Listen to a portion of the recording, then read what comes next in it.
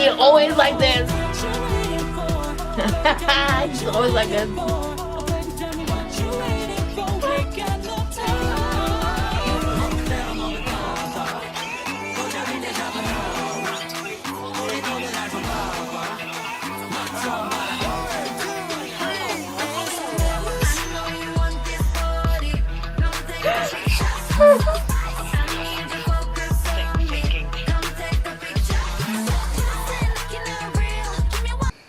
Hi guys, it's been a long time sitting here already, but I'm almost at the end. We're almost there. We almost have seen everything. If this is your first time watching me though, hello, nice to meet you. My name is Rochelle, and if this is you coming back, hello again. So we have come to A Dog and a Plane, which is kind of an odd name for a series, but it's TayNew, so I'm excited regardless of what this is gonna bring.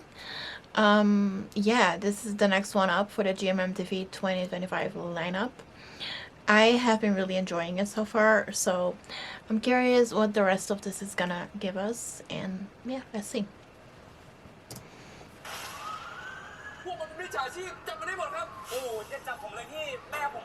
Oh,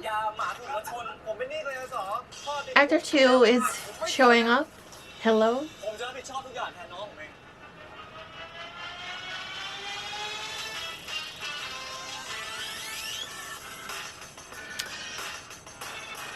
Wait, New is playing a businessman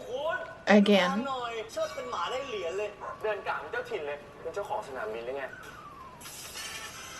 Not taking the wrong suitcase.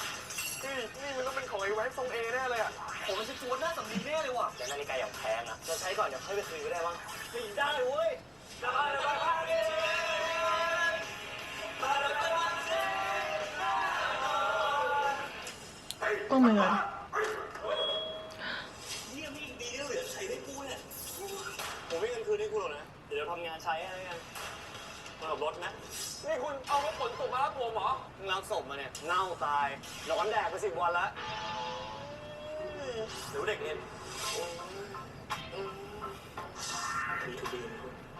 B2B คืออะไร Body to body คือพอเลยไปออกไปพอผมมีงานอย่างอื่นที่คุณทำเพื่อปลดหนี้ผมสงสัยว่าแฟนผมมีชู้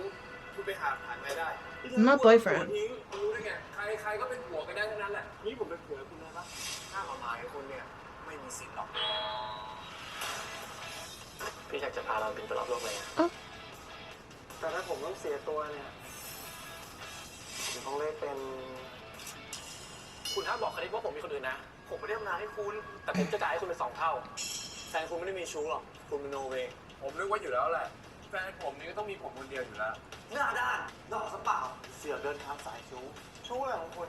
ตะตังมาจีบคนอย่างคุณน่ะต้องเจอคนผ่าเป็นแบบผมกลัวไหนอะคุณรู้ปะผมกับกัปตันเนี่ยวางแผนนะจะแต่งงานกันบนเครื่องบินโรแมนติกสุดๆเลยอะเพอเจอคุณวางตกมาตายอะแล้วพี่คิดจะบอกความจริงกับเขาอะใจนึงไม่ใช่เรื่องของกูอะ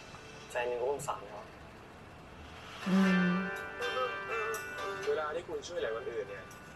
คุณโคตรดูเป็นฮีโร่เลยผมไม่ดูไร้ค่าไปเลยเนื้อมีค่าใครไม่เห็นเนี่ยผมเห็นนะเขาเป็นเทวดาเราแค่หมากระจอกคนอย่างเขาไม่เอาเราหรอกผมอยากจะบินกับคุณไปตลอดชีวิตหยุดอย่าเพิ่งเซย์เยสถ้าคุณยังไม่ให้โอกาสผมนี่คุณติดไว้ผมยกให้คุณเข้าใจความรู้สึกของคนที่มันโดนหลอกแล้วหลอกตัวทำไมมึงไม่เคยมีพิเศษบอกคนแน่ๆเท่านั้นพูดนะอันซอรี่ต่อให้ผมให้โอกาสอีกครั้งเนี่ยเรา2 คนก็ต่างกันเกินไปผมไม่มีปีกหรอกใจคุณได้ไม่ว่าใครอยากเป็นโรคใบเดียวครั้งนั้นแหละผมเป็นโรคทำไมให้คุณได้นะไม่ได้เจอกัน Alright.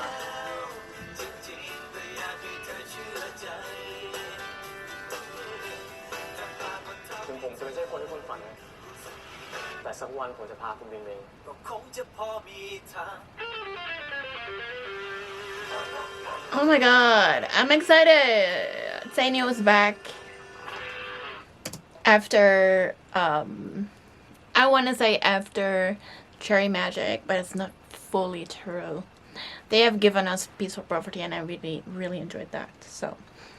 but they're back again, and I'm so excited. So we got Afghan and we got TayNew again. I'm excited. Yeah, I hope you guys enjoyed. Leave a like if you did. Make sure to subscribe if you're interested in seeing anything else. I will see you in the next one.